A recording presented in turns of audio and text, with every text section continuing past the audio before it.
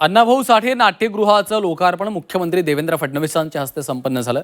यावेळी उपमुख्यमंत्र्यांसह इतर मान्यवर देखील उपस्थित होते। राजकीय वर्तुळामध्ये महानाट्य होत असतात, काही नाटकं संधीसाधू असतात असं एकनाथ शिंदेंनी म्हटलं। दरम्यान शिंदेंनी सांगितलेली नाटकं इथे होणार नाहीत असं मिश्किल विधान फडणवीसांनी केलं। नाट्यगृहाचं लोकार्पण होत असताना बाहेर देखील राजकीय नाट्य होत असतात आणि दररोज नवीन महानाटकं देखील आपण पाहतो। काही राजकीय नाटकं रडकी असतात, काही निव्वळ कॉमेडी असतात, काही सामाजिक मुखवटा घालून येतात, काही प्रायोगिक असतात, काही संधीसाधू देखील असतात आणि त्यामुळे आज काय राजकीय भाष्य मी करू इच्छित नाही।